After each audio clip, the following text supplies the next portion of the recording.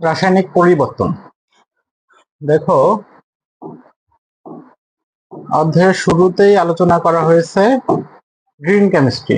আচ্ছা, এই গ্রিন কেমিস্ট্রির অপর আর কি কি নাম আছে? আছে সাস্টেইনেবল কেমিস্ট্রি, বিনাইন কেমিস্ট্রি, সবুজ রসায়ন। এছাড়া নিরাপদ রসায়ন, সজীব রসায়ন, এসব নামও তুমি পাইতে পারো। এই নামগুলো জানতে হবে। গ্রিন কেমিস্ট্রির নীতি কয়টি? অনুমোদিত রাসায়নিক নীতি হচ্ছে 12টি। আচ্ছা, এখন এখানে কি বলতেছে? কার্বন ডাই অক্সাইড, এটা হচ্ছে গ্রিন হাউস গ্যাস। প্রধান গ্রিন হাউস গ্যাস কোনটা? Carbon die oxide. তুমি জানো কার্বন ডাই অক্সাইডের একারই অবদান আছে প্রায় 50%-এর মতন। এছাড়া এরপর কি আছে? অম্লধর্মী সালফার ডাই অক্সাইড, এটা হচ্ছে অ্যাসিড বৃষ্টিতে ভূমিকা রাখে। প্রথম অধ্যায়তে পড়ানোর সময় আমি পড়াবো যেগুলো অ্যাসিড বৃষ্টিতে ভূমিকা রাখে ওইগুলো কিন্তু গ্রিন হাউস গ্যাস নয়। ঠিক আছে, এটা মনে রেখো। আচ্ছা, গ্রিন কেমিস্ট্রির জনককে বলা হয় পাউল অ্যানাস্টাসকে গ্রিন কেমিস্ট্রির জনক। আরেকজন ব্যক্তি আছে জন ওয়ার্নার। এই দুজনের নাম একটু জানবা, পাউল অ্যানাস্টাস, জন ওয়ার্নার। গ্রিন কেমিস্ট্রির নীতি কয়টি? 12টি নীতি। এবার দেখো, প্রথম যে 3টি নীতি এখানে আমার একটু দাগ দিতে হবে।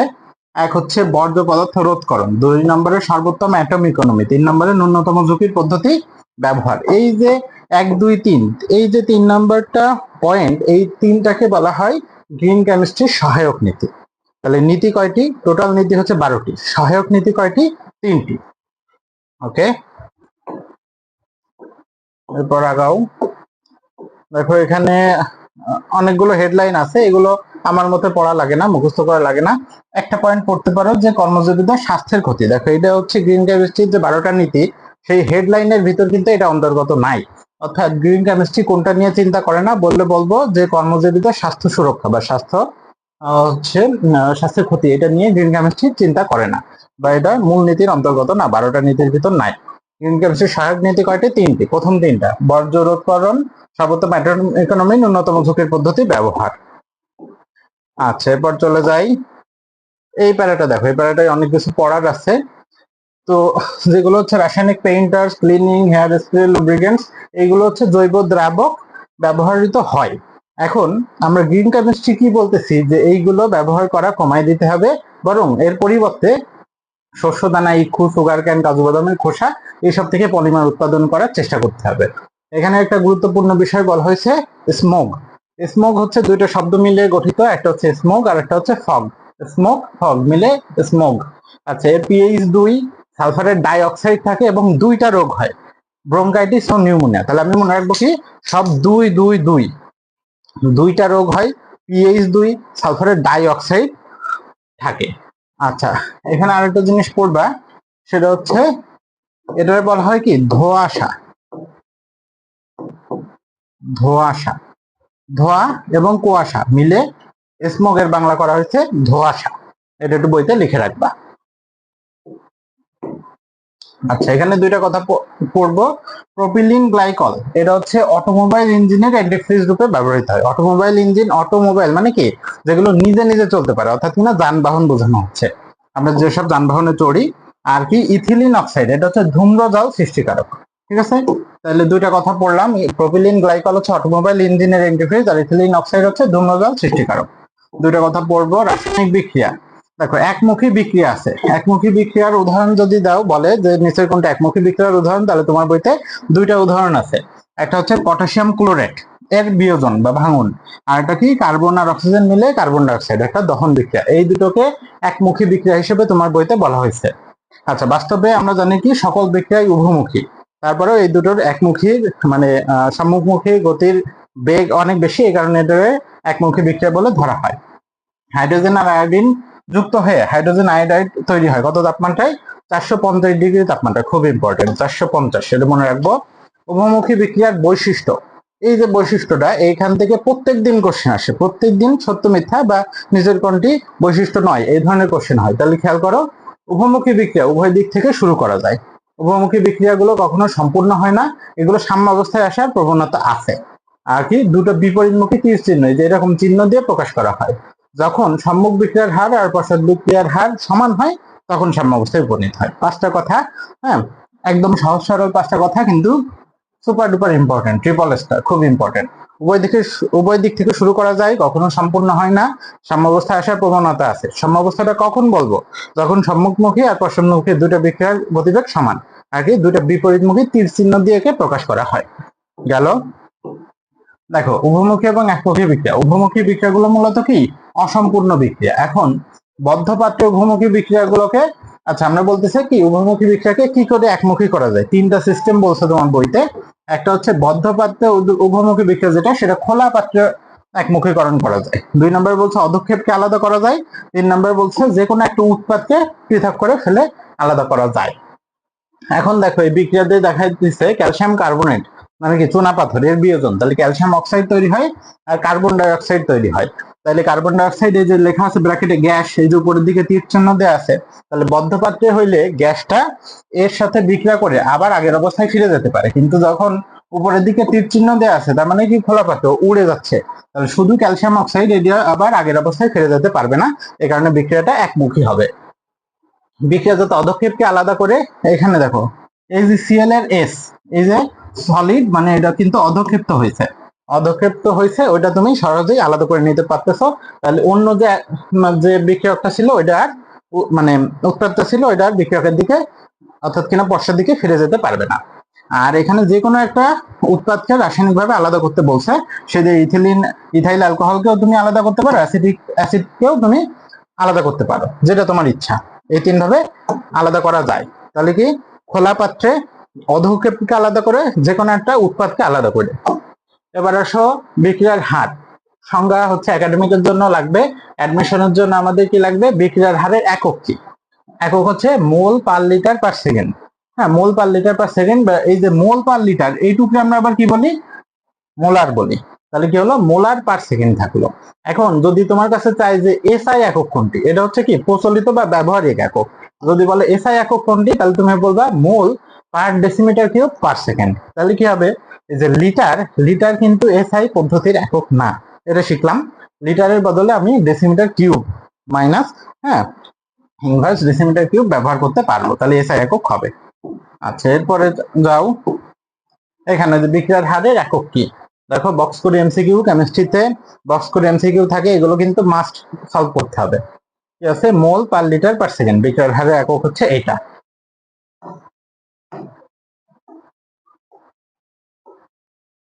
আচ্ছা বিক্রিয়ার হার ধ্রুবকের সংজ্ঞা, এখানে তেমন গুরুত্বপূর্ণ কিছু বলা হয়নি, শুধু তাপমাত্রার সাথে সম্পর্কের কথা বলছে যে তাপমাত্রা পরিবর্তন হইলে হার ধ্রুবকের মানেরও পরিবর্তিত হয়।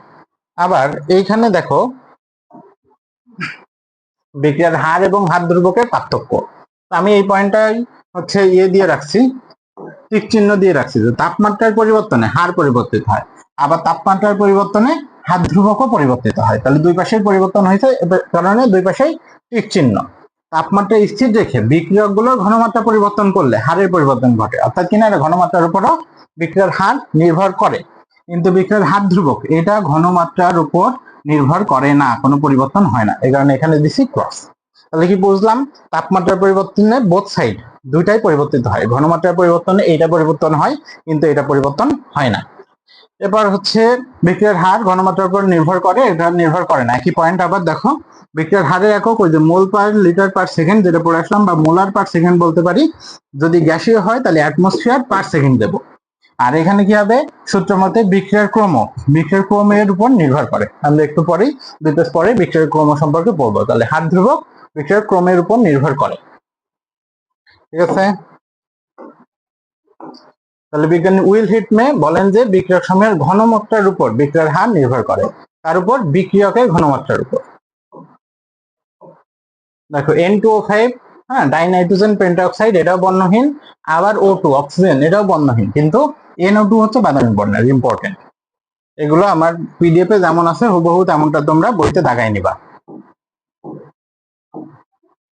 এই যে একটা বড় ম্যাথ দিয়ে আছে, এগুলো একাডেমিকের জন্য, মেডিকেলের জন্য এগুলো একটু বেশি বড় হয়ে যায়।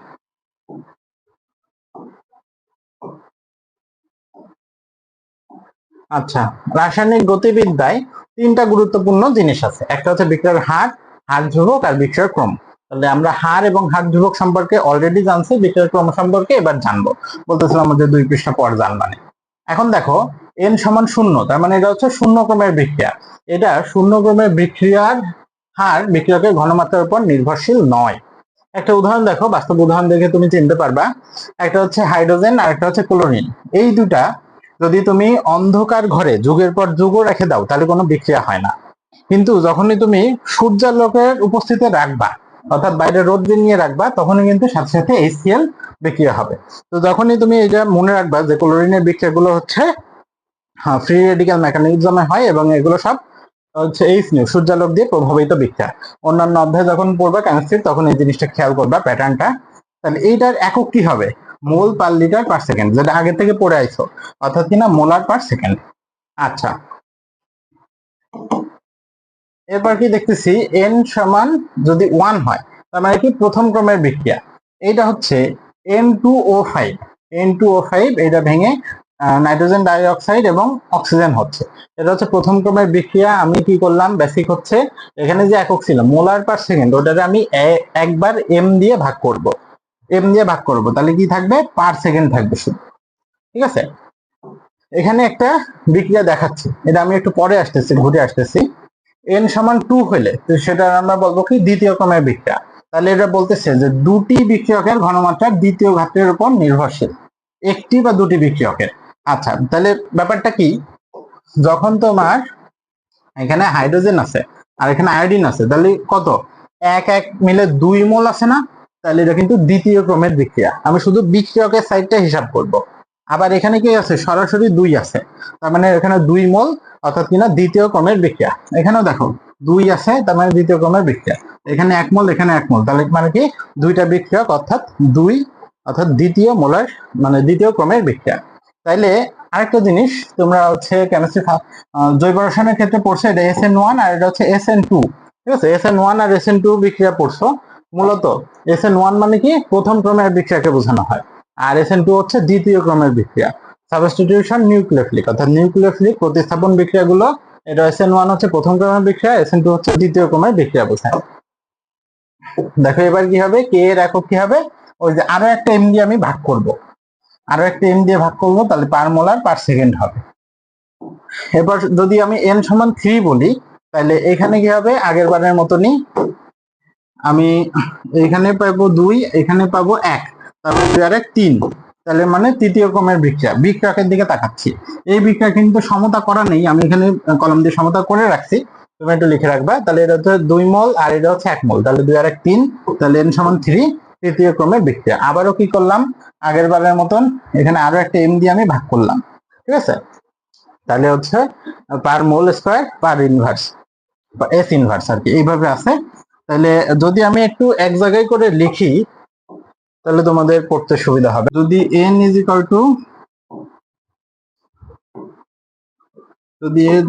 টু জিরো হয় তাহলে মোলার পার সেকেন্ড, যদি n ইজ ইকুয়াল টু 1 হয় তাহলে পার এস, যদি n ইকুয়াল টু 2 হয় তাহলে m ইনভার্স 1 s ইনভার্স, আর যদি n ইকুয়াল টু 3 হয় তাহলে হচ্ছে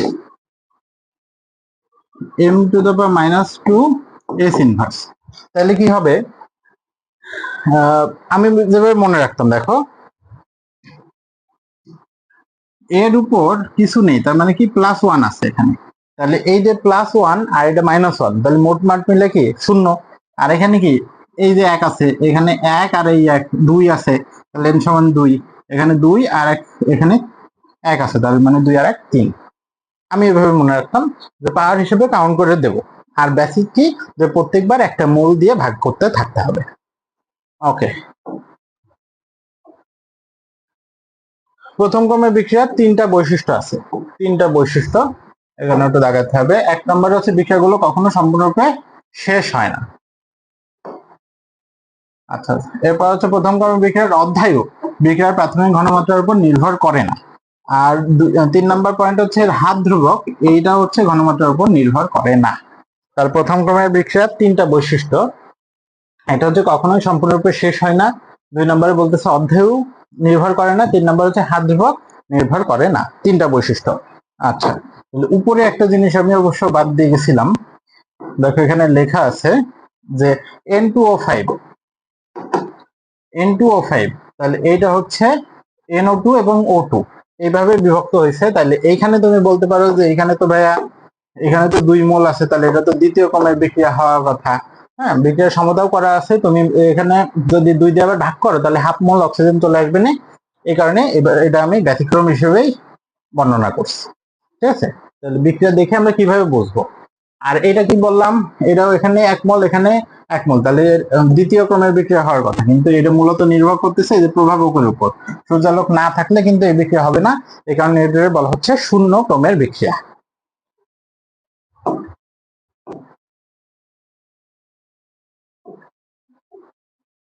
আচ্ছা, এবার একটা ম্যাথ চলে আসছে, সুন্দর, বেশ মজার একটা ম্যাথ।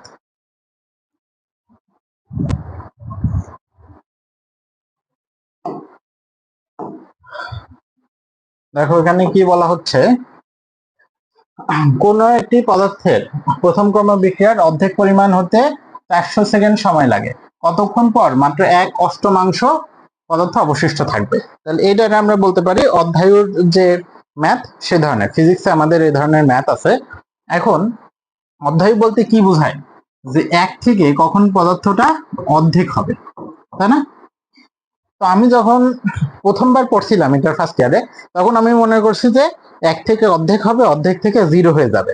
আসলে কিন্তু তা না, অর্ধেক থেকে আবার এর অর্ধেক হবে, অর্থাৎ কি না, হাফ থেকে হবে 1/4, এর থেকে হবে 1/8, এখান থেকে হবে 1/16, 1/32, এভাবে করতে করতে কিন্তু যেতে থাকবে।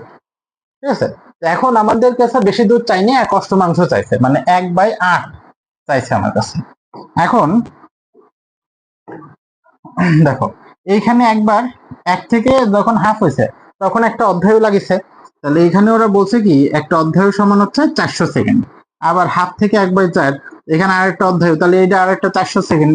1/4 থেকে 1/8, তাহলে এইটা আরেকবার 400 সেকেন্ড, তাহলে যোগ করলে কত, 4 আর 4 8 আর 4 12, এই দেখো 1200 সেকেন্ড আমার অ্যান্সার চলে আসছে। ঠিক আছে, এই যেখানে লেখা আছে 1 থেকে হাফ, তাহলে এখানে একটা অধ্যায় এই 1, এখানে হাফ থেকে 1/4, তাহলে এই দুইটা অধ্যায় 1/4 থেকে 1/8, তাহলে এখানে 3টা অধ্যায়, মানে 400 গুণ 3, হ্যাঁ 3 4 1200 সেকেন্ড লাগবে। এভাবেও চিন্তা করতে পারো।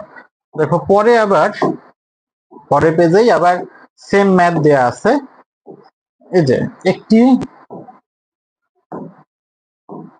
প্রথম ক্রম বিক্রিয়ার অধ্যায় হচ্ছে এখানে 300 সেকেন্ড, কতক্ষণ পর 1/8 অবশিষ্ট থাকবে। তাহলে একই কথা, এখানে একটা দুটা 3টা অধ্যায় লাগেছে, তাহলে 3 900 সেকেন্ড হচ্ছে এর সময়কাল লাগবে। ঠিক আছে, ফিজিক্স সেকেন্ড পেপারে কিন্তু এরকম ম্যাথ প্রচুর আছে, তোমরা এরকম সংক্ষিপ্ত এই টেকনিক দিয়ে বের করে ফেলতে পারো। বিক্রিয়ার হারের উপর প্রভাব বিস্তারকারী নিয়ামক সমূহ, তাহলে হারের উপর 3টা নিয়ামক আছে, তাপমাত্রা, চাপ আর ঘনমাত্রা। এখন বলতেছে যে তাপমাত্রা 20 ডিগ্রি সেলসিয়াস তাপমাত্রা সালফারের অধঃক্ষেপণ হার যা 30 ডিগ্রি করলে তা দ্বিগুণের বেশি হয়। অর্থাৎ কিনা আমরা কি শিখলাম, 10 ডিগ্রি তাপমাত্রা বাড়ালে বিক্রিয়ার হার দ্বিগুণ বা 3 গুণ বৃদ্ধি পায়। তাহলে 10 ডিগ্রি সেলসিয়াস বৃদ্ধিও যা, 10 কেলভিন তাপমাত্রা বৃদ্ধিও কিন্তু তাই। 10 ডিগ্রি সেলসিয়াসও যা, 10 কেলভিনও তাই। এখন এই যে বিক্রিয়ার হারের উপর তাপমাত্রার প্রভাব, এটা ব্যাখ্যা করেছিলেন কে, এস আরহেনিয়াস। দেখো তাপমাত্রা বৃদ্ধির সাথে সাথে অণুগুলোর হচ্ছে প্রথম কথা গতিবেগ বেড়ে যায়, প্রথম কথা মনে রাখবো গতিবেগ বেড়ে যায়। তারপরে কি আছে, এই যে সংঘর্ষের হার বেড়ে যায় এবং প্রয়োজনীয় সক্রিয়ণ শক্তি লাভ করে বিক্রিয়ায় অংশগ্রহণ করে। তাহলে 3টা জিনিস কি কি, তাপমাত্রা বাড়লে গতিবেগ বাড়ে, সংঘর্ষ হার বাড়ে, সক্রিয়ণ শক্তি লাভ করে। তিনটা কথা বলবো। সক্রিয়ণ শক্তি, অ্যাক্টিভেশন এনার্জি বলা হয়। তাহলে কোনো বিক্রিয়ায় অংশগ্রহণের জন্য যতটুকু শক্তি দরকার হয় সেটাই সক্রিয়ণ শক্তি। আমি একটা উদাহরণ দিয়ে তোমার বোঝাচ্ছি।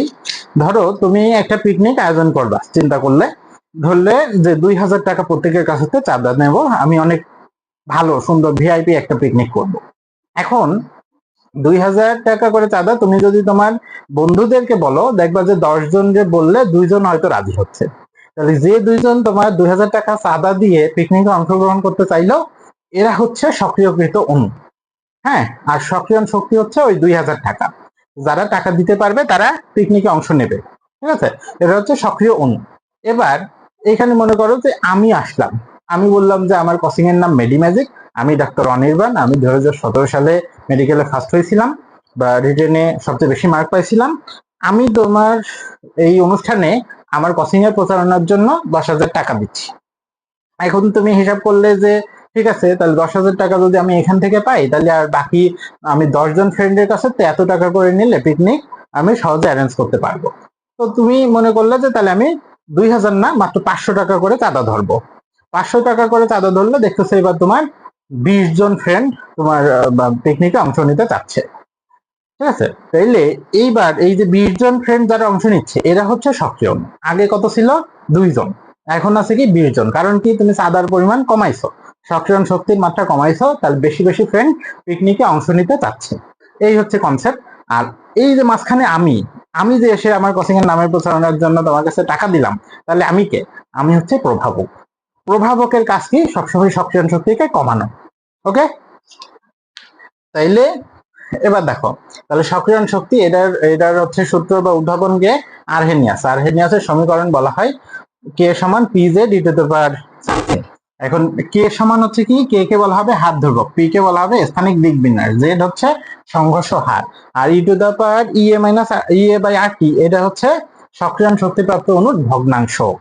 ঠিক আছে, কোনটার দ্বারা কি বোঝানো হয় এটা আসে এমসিকিউতে। হ্যাঁ, আরহেনিয়াসের সমীকরণে পি দ্বারা কি প্রকাশ করা হয় বুঝতে পারছো মনে হয়। এখানে বলছে ওই যে 10 ডিগ্রি সেলসিয়াস তাপমাত্রা বৃদ্ধি যা 10 কেলভিন তাপমাত্রা বৃদ্ধিও কিন্তু তাই। হ্যাঁ, তোমার অনেক ফ্রেন্ড আছে বা অনেকে এটা নিয়ে দেখবা যে তর্ক করতে আসবে, কিন্তু আসলে 10 কেলভিন আর 10 ডিগ্রি সেলসিয়াস যখন বৃদ্ধি হবে তখন কিন্তু দুটোই সেম। আচ্ছা, এই যে এখানে জিনিসপত্র গুলো আছে এগুলো হচ্ছে রিডিং, এগুলো একটু দাগ দিয়ে রিডিং করে রাখবা, এখান থেকে কোশ্চেন আসতে দেখা যায় না। তাহলে বিক্রিয়ার হারের একক কি? তাহলে আমরা পড়ছি মনে আছে মোল পার লিটার পার সেকেন্ড। এই কোশ্চেনটা ধরলাম কেন? কারণ এখানে দেখো মোল ডেসিমিটার কিউব পার সেকেন্ড আছে, তাহলে এইটা কিন্তু সঠিক উত্তর না। কারণ কি, এখানে একটা মাইনাস ছিল, মোল পার ডেসিমিটার কিউব পার সেকেন্ড ছিল। হ্যাঁ, পার ছিল, ওই যে ডেসিমিটার কিউবের উপর মাইনাস দেয়নি, এই কারণে ওটা ভুল। আচ্ছা, বিক্রিয়ার হারের উপর চাপের প্রভাব, তাহলে বুঝতে পারো যে চাপ বৃদ্ধি করলে আয়তন সংকুচিত হয়। মনে করো যে এই একটা পাত্র ছিল, এই পাত্রটারে চাপ দিলাম, তাহলে চাপ দিলে এই পাত্রটা চারিদিক থেকে এরকম ছোট হয়ে আসবে, কমে। তাহলে এবার হচ্ছে এর ভিতর আগে মনে করো যে 5টা গ্যাসের অণু ছিল ছিল এখন কিন্তু চাপ দিলে এর ভিতরে কিন্তু 5টা গ্যাসের অণু আছে, এই অণুগুলো কিন্তু বের হয়ে যেতে পারেনি। তাহলে কি হবে, অণুগুলো এখন দ্রুত ছোটাছুটি করবে, সবার সাথে ধাক্কা খাবে, মুক্ত পথ, গড় মুক্ত পথ যেটা এটা কমে আসবে। এই কারণে এখানে হচ্ছে সংঘর্ষের মাত্রা বৃদ্ধি, বিক্রিয়ার হারও বৃদ্ধি পাবে। ফিজিক্সে অন্যভাবে বলা আছে, ফিজিক্স পড়ার সময় দেখবানে। বিক্রিয়কের ঘনমাত্রা, হ্যাঁ কথাটা হচ্ছে এই জায়গায় বিক্রিয়কের কিন্তু ঘনমাত্রা, বিক্রিয়কের ঘনমাত্রার সাথে হচ্ছে সমানুপাতিক, বিক্রিয়ার হার বিক্রিয়কের ঘনমাত্রার সাথে সমানুপাতিক। যদি বলতাম উৎপাদের তাহলে ভিন্ন কথা ছিল। তাহলে হচ্ছে এইটার নাম কি, সোডিয়াম থায়োসালফেট। এই যে সোডিয়াম থায়োসালফেট HCl এর সাথে বিক্রিয়া করে দেখতেছি সালফারের অধক্ষেপ করতেছে। এখন এই ছকে ছোট্ট একটা কিউট ছক, এখানে কি বলতেছে, সোডিয়াম থায়োসালফেটের অধক্ষেপণে এই যে সলিডটা পড়ার অধক্ষেপণের সময়কাল কত সেকেন্ড সেটা হিসাব করছে। তাহলে 0.01 মোলার যখন ছিল, 0.01 মোলার, তখন ওই বিক্রিয়া শেষ হতে লাগতেছিল 98 সেকেন্ড। ওইটা যখন আমি দ্বিগুণ করলাম, বুঝো 1 দুগুণে 2, তাহলে এটা হচ্ছে 100 অর্ধেক হয়ে গেছে 50। আবার 2 দুগুণে যখন আমি 4 করলাম, তাহলে এর হয়ে গেছে 50-এর অর্ধেক হয়ে গেছে 25। ওকে, আবার 4 দুগুণে যখন 8 হয়েছে, তখন এর হচ্ছে অর্ধেক হয়ে গেছে, হ্যাঁ 25 বা 24-এর থেকে অর্ধেক হয়ে গেছে 12। তাহলে মূল কনসেপ্টটা কি, যে তুমি ঘনমাত্রা যখনই দ্বিগুণ করবা তখন অধক্ষেপণের সময়কাল অর্ধেক হয়ে যাবে। এভাবে ছকটা সহজে মুখস্থ করে ফেলতে পারো। আর এবার কিন্তু লাস্টে একটা দিছে, এটা কিন্তু কোনো কিছু দ্বিগুণ বলতে পারতেছি না আমি, 0.10 মোলার ঘনমাত্রা দিলে এবার 10 সেকেন্ডে বিক্রিয়া শেষ হয়ে যাচ্ছে। তাহলে এই হচ্ছে প্যাটার্ন, আশা করি সহজে মুখস্থ করে ফেলতে পারবা। তাহলে সক্রিয়ণ শক্তি কি, এটা আমার বোঝানো শেষ। ন্যূনতম শক্তিকে সক্রিয়ণ শক্তি বা অ্যাক্টিভেশন এনার্জি বলা হয়। হ্যাঁ, প্রারম্ভিক অবস্থায় আর জটিল অবস্থায় সক্রিয়ণ শক্তি। এইগুলো হচ্ছে আবার কিছু রিডিং কথা, এই 3টা পয়েন্ট রিডিং পড়বা। এইখানে 2-3টা পয়েন্ট আছে, এগুলো আমি একটু কথা বলতে চাই। তাহলে বিক্রিয়কের স্থিতিশক্তি খেয়াল করো, বিক্রিয়কের স্থিতিশক্তি যদি উৎপাদের স্থিতিশক্তির চেয়ে বেশি হয়, উৎপাদের চেয়ে বেশি হয়, বিক্রিয়কেরটা গ্রেটার দেন উৎপাদেরটা, তাহলে সেক্ষেত্রে অতিরিক্ত শক্তি নির্গত হয়। হ্যাঁ, এবং এটাকে বলা হবে তাপ উৎপাদী বিক্রিয়া। যখনই তাপ উৎপাদী বিক্রিয়া তখনই কিন্তু ডেলএইচ ঋণাত্মক হবে। 9-10 পড়ছো, মনে আছে আশা করি। আচ্ছা, যখন তাপহারী বিক্রিয়া তখন ডেলএইচ ধনাত্মক হয়। সেটা কিরকম? যখন বিক্রিয়কের স্থিতিশক্তি উৎপাদের স্থিতিশক্তির চেয়ে কম হয়। হ্যাঁ, তার মানে উৎপাদ এবার গ্রেটার দেন বিক্রিয়ক, তখন বিক্রিয়ায় তাপ শোষিত হয় এবং এটাকে তাপহারী বিক্রিয়া বলা হয়। ঠিক আছে, এমসিকিউ আসতে পারে, একটু একবার পড়ে রাখবো। রাসায়নিক বিক্রিয়ার সংঘর্ষ তত্ত্ব যদি বলে সংঘর্ষ তত্ত্ব সত্য কয়টি, তুমি বলবা 3টি। সংঘর্ষ তত্ত্ব সত্য 3টি। আচ্ছা, বিক্রিয়া সংগঠনের প্রথম সত্য কি? সংঘর্ষ তত্ত্বের প্রথম সত্য হচ্ছে সংঘর্ষ হতে হবে। সংঘর্ষ তত্ত্বের প্রথম সত্য সংঘর্ষ হতে হবে। দ্বিতীয় সত্য হচ্ছে নির্দিষ্ট ন্যূনতম শক্তি সহযোগী হতে হবে। ঠিক আছে, প্রথম সত্য সংঘর্ষ হতে হবে, দ্বিতীয় হচ্ছে নির্দিষ্ট ন্যূনতম শক্তি সহযোগ হতে হবে, 3 নম্বর হচ্ছে নির্দিষ্ট দিক বিন্যাস, হ্যাঁ, অর্থাৎ কিনা ওরিয়েন্টেশন থাকা লাগবে। আচ্ছা, আরহেনিয়াসের এই সূত্র আবারও দিছে, কে দ্বারা কি হাত বিভব, পি দ্বারা স্থানিক দিক বিন্যাস, সেভাবে বোঝানো হচ্ছে, ওইখান থেকে কোশ্চেন আসতে পারে। আচ্ছা, যত বড় গ্রুপ তার স্থানিক বাধা স্টেরিক হিন্ডারেন্স বেশি। ঠিক আছে, যত বড় গ্রুপ তত বাধা বেশি। তাহলে হিন্ডারেন্স শব্দের অর্থ হচ্ছে বাধা। ইংলিশে শব্দটা লাগতে পারে, এই কারণে আমি শব্দের অর্থ লিখে রাখছি। দেখো, সংঘর্ষ তত্ত্বের সার কথা, এই দুটো রিডিং পড়বা যে বিক্রিয়া কোনগুলোর ন্যূনতম শক্তি সংঘর্ষ ঘটবে এবং পুরাতন বন্ধন ভাঙবে, নতুন বন্ধন গড়বে এবং স্থানিক দিক বিন্যাসে সংঘর্ষ হতে হবে। সক্রিয়ণ শক্তির সংজ্ঞা পড়া হয়ে গেছে। এই যে রেটিনার খুব একটা প্রিয় পছন্দের লাইন, রাসায়নিক বিক্রিয়ার হার তাদের প্রস্তুতির উপর নির্ভর করে। কি বললাম? রাসায়নিক বিক্রিয়ার হার তাদের প্রস্তুতির উপর নির্ভর করে। হ্যাঁ, বহুতবার এই কোশ্চেনটা ওরা দেয়। তারপরে কি একটা শক্তি পর্বত, এনার্জি হিল বলে একটা কথা ছিল, একাডেমিকে লাগতো। এই যে শক্তির পর্বত, এইখান থেকে শক্তির পর্বত অতিক্রম করে গেছে, এটা দেখা যাচ্ছে অতিক্রম করতে পারেনি। তাহলে অতিক্রম করে গেলে সেটাকে বলা হবে তাপ উৎপাদী বিক্রিয়া, অতিক্রম করতে না পারলে তখন হচ্ছে তাপহারী বিক্রিয়া, একাডেমিকে লাগতো। আচ্ছা, বিক্রিয়ার হার সক্রিয়ণ শক্তি মাত্রার ব্যস্তানুপাতিক, খুবই ইম্পর্টেন্ট কথা। বিক্রিয়ার হার সক্রিয়ণ শক্তি মাত্রার ব্যস্তানুপাতিক, আমি অলরেডি বুঝাইছি। 2000 টাকা চান্দা হইলে ফ্রেন্ডরা পিকনিকে আসতে চায় না, কিন্তু 500 টাকা চান্দা হইলে ওরা সহজে পিকনিকে অংশগ্রহণ করতে চায়।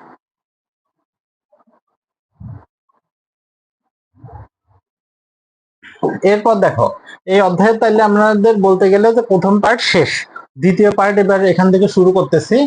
যে প্রভাবক প্রকারভেদ, প্রভাবক হচ্ছে সহায়ক, প্রভাবক বিষ। তাহলে বার্জেলিয়াস, এই বিজ্ঞানী বার্জেলিয়াস সর্বপ্রথম প্রভাবক শব্দটা প্রয়োগ করেন। একটু পরে একবার প্রভাবক শব্দটা প্রয়োগ করেন কে? বার্জেলিয়াস। এখানে প্রথমে বলতেছে প্রভাবকের জন্য হচ্ছে 2টি প্রধান ভূমিকা আছে। প্রভাবকের কাজ হচ্ছে দুটো প্রধান কাজ বলতেছে। তাহলে 1 নম্বর হচ্ছে সক্রিয়ণ শক্তিকে হ্রাস করে। আমি কি বললাম? আমি স্পন্সর হিসেবে তোমার পিকনিকে টাকা ঢালছি, তাহলে আমি কি প্রভাবক? তাহলে আমি তোমার পিকনিকে চান্দা কমাই দিছি, তাহলে প্রভাবক হচ্ছে সম্মুখমুখী এবং পশ্চাৎমুখী উভয় বিক্রিয়ার গতিকে কিন্তু বৃদ্ধি করে। আরো বৈশিষ্ট্যের ভিতর কি আছে? সাম্য অবস্থায় কিন্তু এর কোনো পরিবর্তন করতে পারে না, দুই দিক থেকে ধাক্কা দেয়, সামনে পিছনে দুই দিক থেকে ধাক্কা দেয়, সাম্য অবস্থায় পরিবর্তন করতে পারে না। কার্যকারিতা অত্যন্ত সুনির্দিষ্ট, ভরের এবং গঠনের কোনো পরিবর্তন হয় না। তারপরে বেগের মান হ্রাস বা বৃদ্ধি করতে পারে। সক্রিয়ণ শক্তিকে শুধু হ্রাস করে, সক্রিয়ণ শক্তি কিন্তু বৃদ্ধি করে না, বেগের মান বৃদ্ধি করে। আচ্ছা, একটা সরলতম বিকল্প পথ সৃষ্টি করে। এগুলো আসতে পারে সত্য মিথ্যাতে, টিএফ, ট্রু ফলস হিসেবে আসতে পারে। আচ্ছা, এরপরে চলে আসো কার্যভিত্তিক প্রভাবক সমূহ। কার্যভিত্তিতে প্রভাবক সমূহকে 4 শ্রেণীতে ভাগ করা যায়। কয় ভাগে? 4 ভাগে। আচ্ছা, 1 নম্বর হচ্ছে ধনাত্মক প্রভাবক, কি আছে? ম্যাঙ্গানিজ ডাইঅক্সাইড, MnO2, তাহলে আমরা কি হিসেবে Mn4+ এই হিসেবেও লিখতে পারি। কার্যভিত্তিক শ্রেণীবিভাগ, ম্যাঙ্গানিজ ডাইঅক্সাইড MnO2, তাহলে আমরা Mn4+ এভাবেও লিখতে পারি। এরপর আসো ঋণাত্মক প্রভাবক। হ্যাঁ, কি বলা হচ্ছে? ফসফরিক অ্যাসিড ঋণাত্মক প্রভাবক। এই যে হাইড্রোজেন পারঅক্সাইডের বিয়োজনে ফসফরিক অ্যাসিড হচ্ছে ঋণাত্মক প্রভাবক হিসেবে কাজ করতেছে। আরো কিছু ঋণাত্মক প্রভাবক আছে যেগুলো আমি পেজে একটা নেমোনিক দিয়ে লিখে রাখছি। আচ্ছা, নেমোনিক ব্যাখ্যা লেখা হয়নি। তাহলে পি মানে তো হচ্ছে আমাদের এই যে ফসফরিক অ্যাসিড সরাসরি। এ মানে মনে রাখবো অ্যানিসোল,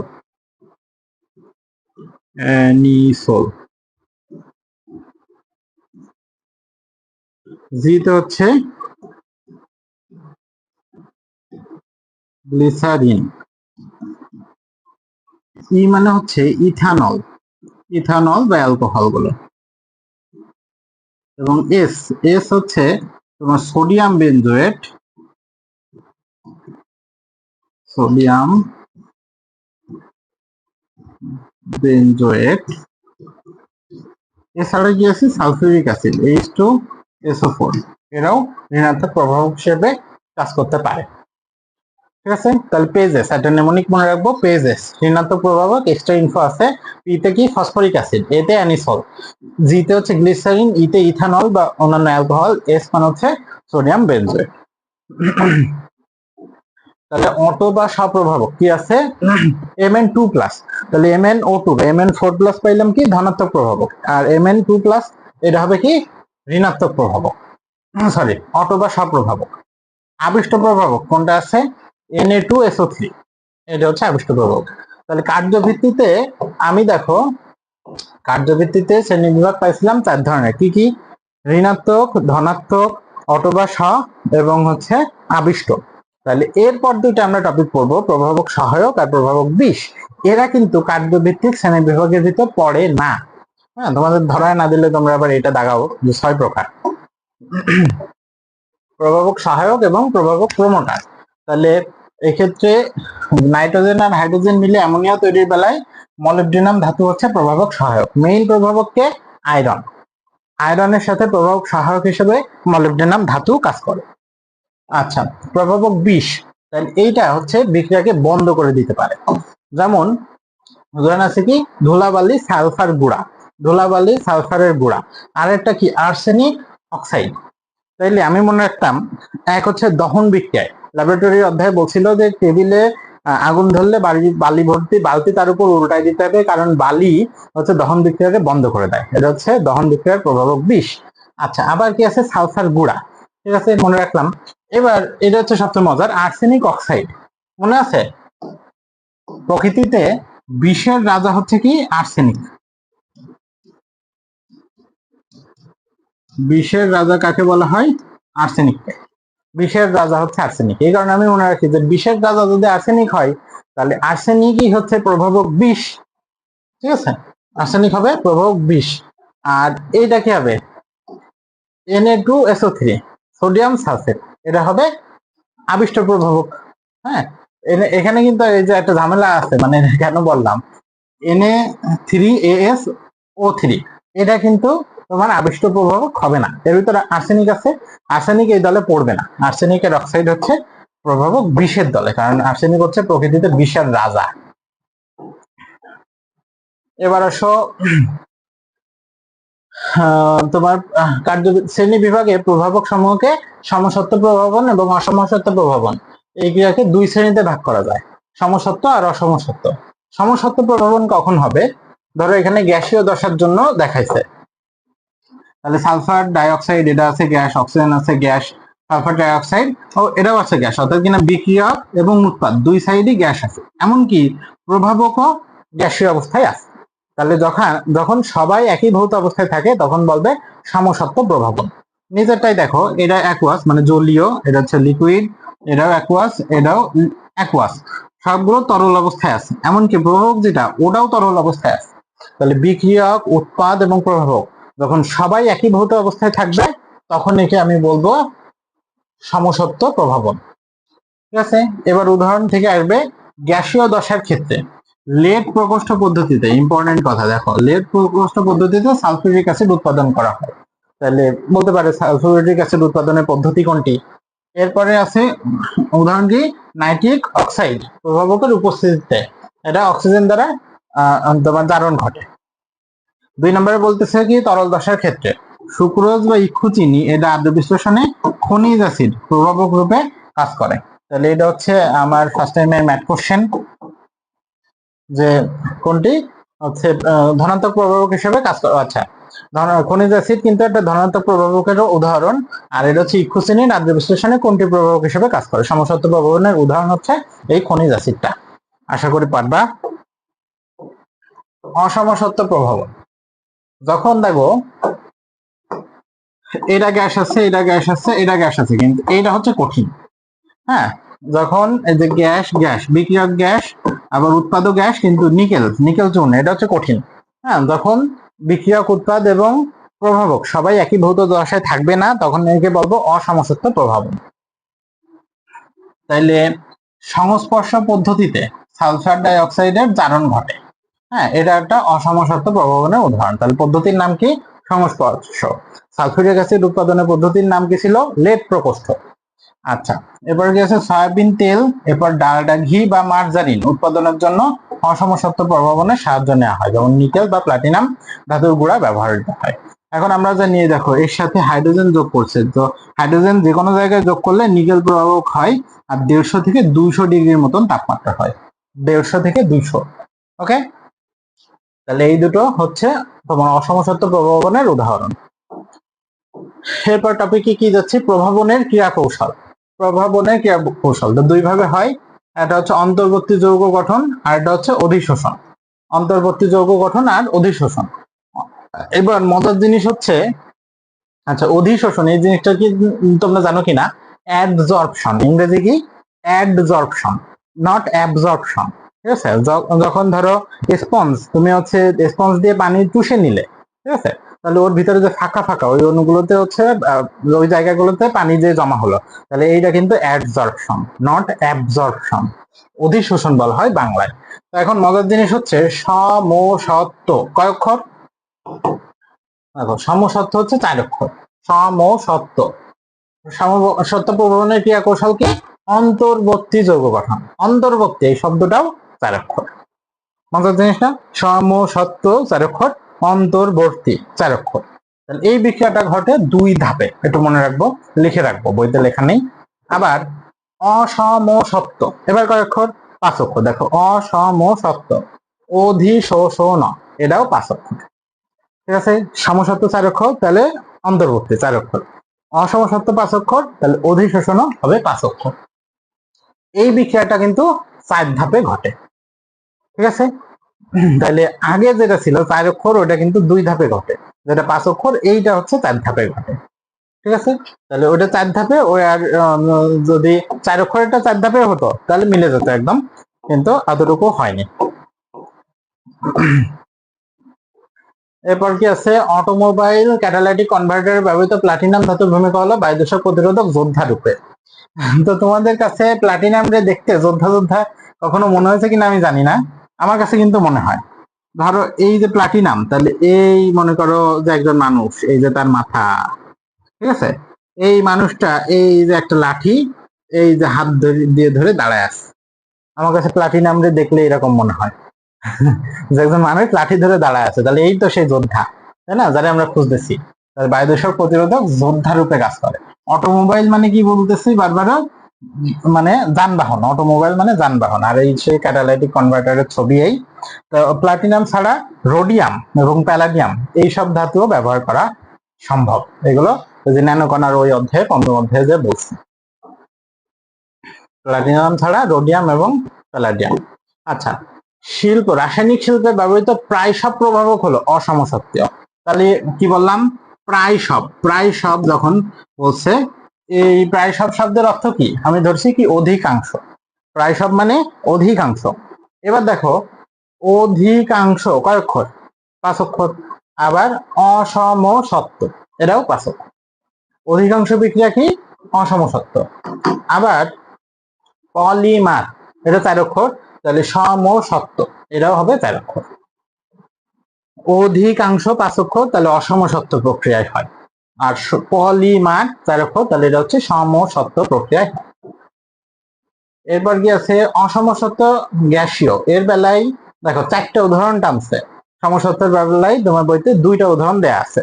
তার মানে কি বললাম? অধিকাংশ বিক্রিয়াই হচ্ছে অসমসত্ব ধরনের। আরো কি বুঝলাম? সমসত্ব বিক্রিয়ার ক্ষেত্রে যে উদাহরণগুলো দিছে, এগুলো দেখো উদাহরণ কি আছে? এই যে পলিয়েস্টার, পলিইউরেথেন, হ্যাঁ, বা নাইলন, তাহলে এগুলো আমরা জানি কি এগুলো সব পলিমারের উদাহরণ। এগুলো সব পলিমারের উদাহরণ, তাহলে পলিমারের ক্ষেত্রে সমসত্ব প্রভাবনটা কাজ করে।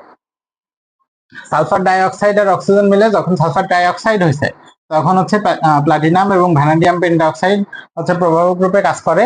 আর স্পর্শ পদ্ধতিতে সালফিউরিক অ্যাসিড তৈরি হয়, এটুকু জানো তুমি। তারপর হচ্ছে এখানে প্লাটিনাম রোডিয়াম, এটা অসল্ট পদ্ধতিতে নাইট্রিক অ্যাসিড উৎপন্ন হয়। তারপরে তো সেই অ্যামোনিয়া তৈরির ধাপ, হেবার পদ্ধতিতে অ্যামোনিয়া উৎপাদন। হ্যাঁ, এখানে আয়রন, আয়রন কিন্তু মেইন প্রভাবক, ঠিক আছে, আয়রন হচ্ছে মেইন প্রভাবক। K2O, Al2O3, MO এগুলো সব প্রভাবক সহায়ক, ঠিক আছে। তাহলে হেবার পদ্ধতিতে তৈরি হয় অ্যামোনিয়া। আর একটা লাস্টে আছে স্টিম অ্যালকেন রিফর্মিং পদ্ধতিতে হাইড্রোজেন সংশ্লেষণ হয়, এটাও ইম্পর্টেন্ট। তাহলে একটা নেমোনিক আছে, আহা, আসো না,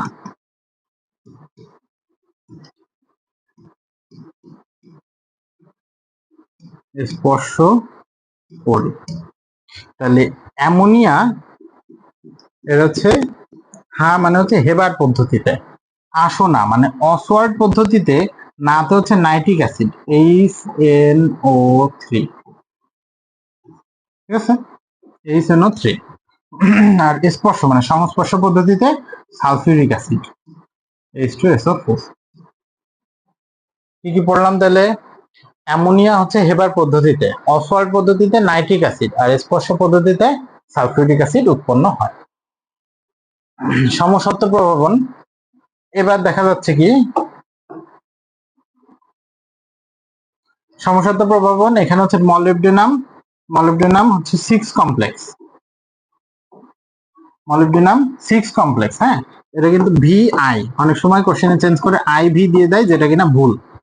আর কি বিউটাডাইন, এক্ষেত্রে হচ্ছে নিকেল বা ফসফরাস যৌগ ব্যবহৃত হয়, ঠিক আছে। সামনে আগাই। তাহলে এই যে প্রভাবক দ্বারা প্রভাবিত বিক্রিয়া কি হবে, সবসময় সক্রিয়ণ শক্তিকে হ্রাস করবে, সরলতম বিকল্প পথ সৃষ্টি করে।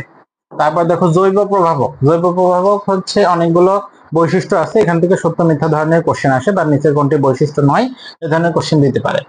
এনজাইম হচ্ছে জীবন্ত উদ্ভিদ কোষ থেকে উৎপন্ন হয়, জীবন্ত উদ্ভিদ বা প্রাণী কোষ থেকে, তাহলে মৃত কোষ বা জড়বস্তু থেকে উৎপন্ন হয় না। আণবিক ভর কেমন হতে হবে, উচ্চ, নাইট্রোজেন থাকবে নাকি থাকবে না, বর্তুলাকার নাকি বৃত্তাকার, তারপরে টার্সিয়ারি নাকি কোয়াটারনারি, জটিল নাকি সরল, জৈব নাকি অজৈব, পানিতে কলাইড তৈরি করে নাকি সাসপেনশন তৈরি করে, এই ধরনের কোশ্চেন ওরা জিজ্ঞেস করে। এরপর দেখো ইস্ট, ইস্ট থেকে কি কি পাওয়া যায় সবাই জানে, জাইমেজ, মল্টেজ, ইনভার্টেজ, জামাই, জাইমেজ, মল্টেজ, ইনভার্টেজ। হ্যাঁ, এখানে জাইমেজের উদাহরণ দিচ্ছে। আচ্ছা, সয়াবিন থেকে কি পাওয়া যায়, ইউরিয়েজ এনজাইম পাওয়া যায়, সয়াবিন থেকে ইউরিয়েজ। তারপরে হচ্ছে এনজাইমের বৈশিষ্ট্য কি আছে, দেখো অত্যধিক কার্যকারিতার প্রধান বৈশিষ্ট্য, দুইটা কথা প্রথমে বলছি, একটা হচ্ছে সুনির্দিষ্ট কার্যকারিতা, সুনির্দিষ্ট, 2 নম্বরে হচ্ছে অত্যধিক কার্যকারিতা, দুইটা বৈশিষ্ট্য। এরপর বলতেছে এক অণু অ্যানহাইড্রেজ এনজাইম 1 মিনিটে কার্বনিক অ্যাসিডের 360 লক্ষ অণুকে বিভাজিত করে। এক অণু অ্যানহাইড্রেজ এনজাইম 1 মিনিটে নাকি 1 সেকেন্ডে নাকি 1 ঘন্টায়? তারপরে কি কার্বনিক অ্যাসিডের 360 লক্ষ নাকি 360 হাজার নাকি 360 কোটি, এগুলো সব খেয়াল রাখতে হবে, এগুলো সব দিয়ে কোশ্চেন করবে। আর তাপমাত্রা এখানে হচ্ছে 37 ডিগ্রি ধরছে, আমি রেঞ্জে কত 35 থেকে 40 এই পর্যন্ত মনে রাখতাম। এটা হচ্ছে বোটানিতে আমরা পাইছি 35 থেকে 40। আবার পিএইচ হবে কত, এই যে 7, এখানে আছে কি 6 থেকে 9, ঠিক আছে। রেঞ্জে আমরা বোটানিতে কোষ রসায়ন অধ্যায় পড়ছিলাম 6 থেকে 9। আচ্ছা, এবার আসো রাসায়নিক বিক্রিয়ার সাম্যাবস্থা। তাহলে হাইড্রোজেন আর আয়োডিন এই দুটো বিক্রিয়া করে যখন হাইড্রোজেন আয়োডাইড তৈরি হয়, তখন 80%ই উৎপাদে পরিণত হয়। প্রভাবক এখানে কি লাগে, 450 ডিগ্রি তাপমাত্রা লাগতে পারে। আচ্ছা, এছাড়া এখানে একটু বর্ণ পড়বো, যে হাইড্রোজেন হচ্ছে বর্ণহীন, আয়োডিন হচ্ছে গাঢ় বেগুনি, হাইড্রোজেন আয়োডাইড কি হবে তাহলে হালকা বেগুনি রূপ নেবে। তো এই ক্ষেত্রে 80%ই স্বাভাবিকভাবে তোমার যৌগ উৎপাদ তৈরি হয়, আর 20% কিন্তু বিক্রিয়ায় অংশগ্রহণ করে না। আবার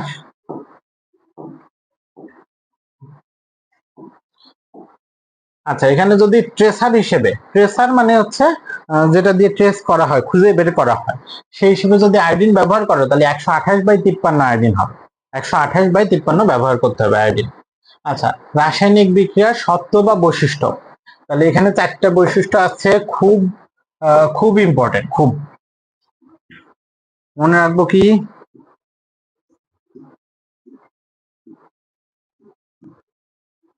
ভূমিকা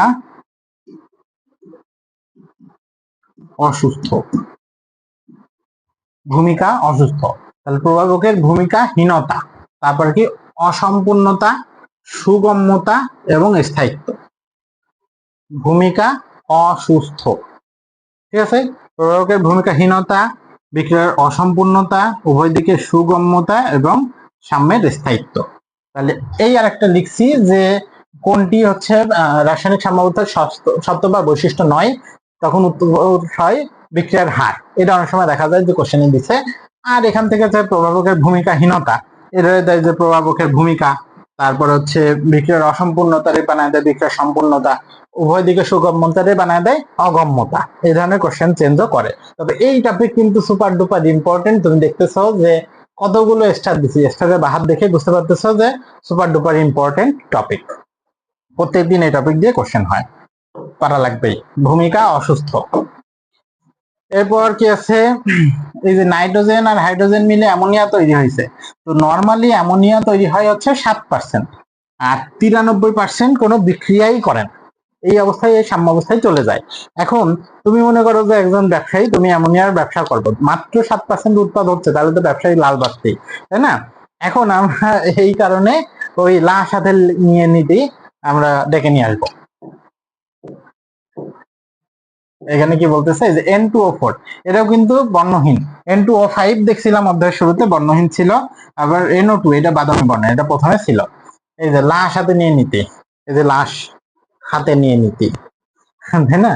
লাশ হাতে নিয়ে নিতে কি আছে, প্রভাবক, এই যে নিয়ামক, হ্যাঁ নিয়ামক, তাপমাত্রা, চাপ আর ঘনমাত্রা, এই তিনটা হচ্ছে নিয়ামক। এগুলো পরিবর্তনের ফলাফল প্রশমিত হবে বলতেছে।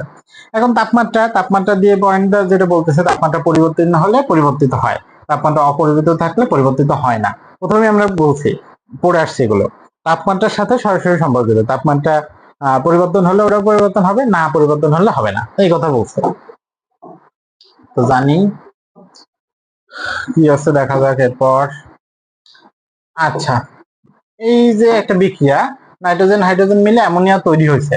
তো তুমি সবসময় খেয়াল রাখবা যে এই অধ্যায়ে আমি যাই নির্ণয় করতে যাই না কেন, কেপি, কেসি বা ডেল এন, যাই নির্ণয় করতে যাই না কেন, আগে উৎপাদ পরে বিক্রিয়া।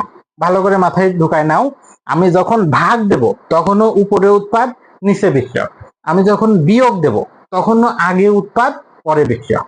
মাথাটা মানে কথাটা ভালো করে মাথায় সেট করে নাও। তাইলে যদি উৎপাদের বিযোজন ঘটার কারণ হয়, তাহলে উৎপাদের পরিমাণ হ্রাস পাবে, জানি। তাহলে বিক্রিয়াটা পশ্চাৎমুখী হবে যদি উৎপাদ ভেঙে যায়। বিক্রিয়াটি পশ্চাৎমুখী হওয়ার কারণে বিক্রিয়কের পরিমাণ আস্তে আস্তে বৃদ্ধি পেতে থাকবে, তাই কেসি এর মান হ্রাস পাবে। কারণ কি, উপরের মানটা কমতেছে, নিচের মানটা বাড়তেছে। তাহলে কি, সামগ্রিকভাবে কেসি এর মান হ্রাস পাবে। ঠিক আছে। আবার এখানে দেখাচ্ছে ওই একই কথা আবার বলছে, দেখো যদি বিক্রিয়ক থেকে নতুন উৎপাদ সৃষ্টি হয় তাহলে উৎপাদের পরিমাণ বৃদ্ধি পাবে, বিক্রিয়া তার মানে সম্মুখমুখী হবে, আর বিক্রিয়কের পরিমাণ হ্রাস পেতে থাকবে। তাহলে আমার ইয়ে কি ছিল, সূত্র কি ছিল, উৎপাদ ডিভাইডেড বাই বিক্রিয়ক। তাহলে উপরের সাইড যদি বাড়ে, নিচের সাইড যদি কমে, তাহলে অটোমেটিক কেসি এর মানও বাড়বে। ঠিক আছে, স্বাভাবিক দুটা কথা। এরপর কি আসতেছে, সাম্য ধ্রুবকের উপর তাপমাত্রার প্রভাব ব্যাখ্যায় ভ্যান টফের সমীকরণ। তাহলে সাম্য ধ্রুবকের উপর তাপমাত্রার প্রভাব ব্যাখ্যা করেন কে, ভ্যান টফ। আর বিক্রিয়ার হারের উপর তাপমাত্রার প্রভাব ব্যাখ্যা করেন কে, আরহেনিয়াস। দেখো পারো কিনা। সাম্য ধ্রুবকের উপর তাপমাত্রার প্রভাব বললে ভ্যান টফ, আর বিক্রিয়ার হারের উপর বললে আরহেনিয়াস। ওদের শুরুতেই পড়ছিলাম, আরহেনিয়াস সূত্রও দিচ্ছেন। এটা কি দিল, ওই যে প্রভাবক বিষ। হ্যাঁ, আমার পছন্দের সেই এমসিকিউটা দেখো, আর্সেনিক। আর্সেনিক কি প্রকৃতিতে বিষের রাজা, তাহলে এটাই তো প্রভাবক বিষ বলবে। ফিঙ্গার নেল পলিশ রিমুভার হিসেবে কোনটা ব্যবহার করা হয়, ethyl acetate. Finger nail polish রিমুভারে কোনটা, ইথাইল অ্যাসিটেট, মনে রাখতে হবে। চাপের প্রভাব, দেখো এই ধরনের বিক্রিয়া হইলে আমি আগে দেখব এইখানে কি আছে, গ্যাস, এখানে আছে গ্যাস, এখানে আছে গ্যাস।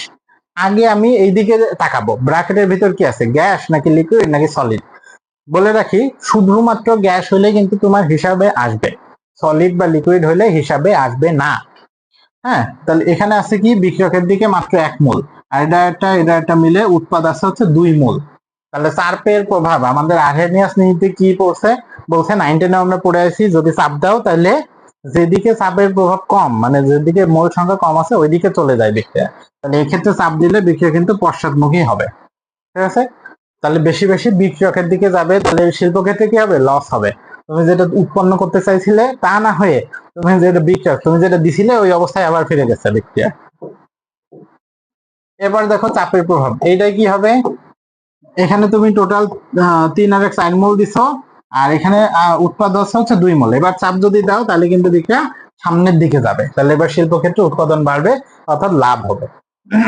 আচ্ছা, অ্যামোনিয়া তৈরির বিক্রিয়া কিন্তু ডেলএইচ এর মান -92, এটা মনে রাখো, 92.2 টু বি এক্সাক্ট। কোনটি সাম্যাবস্থার বৈশিষ্ট্য নয়, এই যে বিক্রিয়ার হার তখন ক্রস দিয়ে দিছিলাম না, আর ভূমিকা অসুস্থ ছিল, এই যে অসুস্থ আছে, অসুস্থ।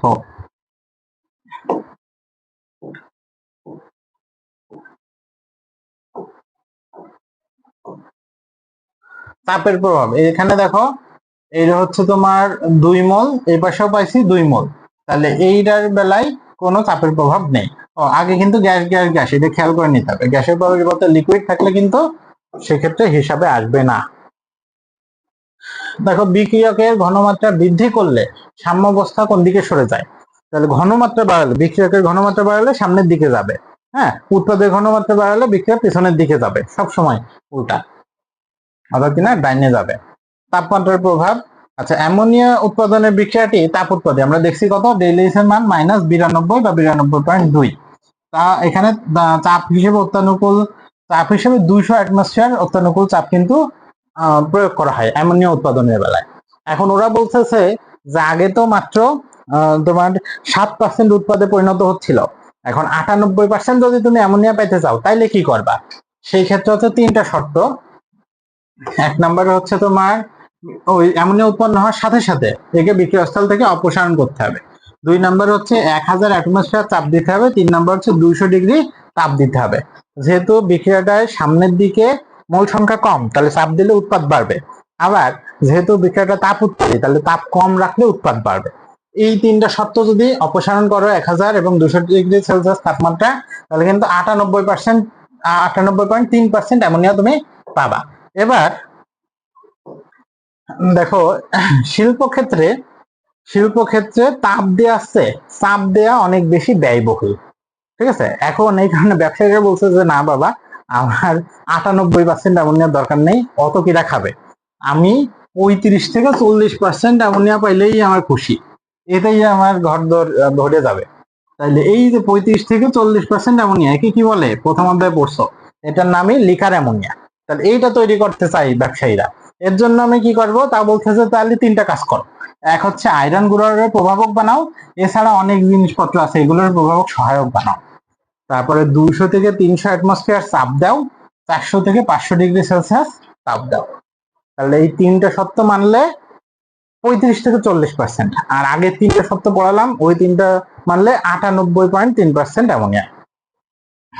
এরপরে কি করছে, সালফিউরিক অ্যাসিড উৎপাদনের ক্ষেত্রে গেছে, সালফার ডাইঅক্সাইড বা সালফার ট্রাইঅক্সাইড উৎপাদন। তাইলে এক্ষেত্রে কি হয়েছে, ভ্যানাডিয়াম পেন্টাঅক্সাইড চূর্ণ প্রভাবক হিসেবে নিছি, 400 থেকে 500 ডিগ্রি সেলসিয়াস তাপমাত্রা নিছি। আগের দেওয়া কিন্তু তাই ছিল, অ্যামোনিয়াতেও 400 থেকে 500 তাপমাত্রা পড়ছি। ভ্যানাডিয়াম পেন্টাঅক্সাইড চূর্ণ দিতে হবে এক্ষেত্রে। এক্ষেত্রে কিন্তু মাত্র অল্প চাপে হয়ে যাবে, 1.7 অ্যাটমসফিয়ার চাপ দিলেই হয়ে যাবে। সেক্ষেত্রে 99.5% তুমি পাবা উৎপাদ, 99.5, অনেক, এর থেকে বেশি আর লাগে না। তাহলে এইখান থেকে শুরু হচ্ছে এই অধ্যায়ের 3য় পার্ট, ভর ক্রিয়ার সূত্র।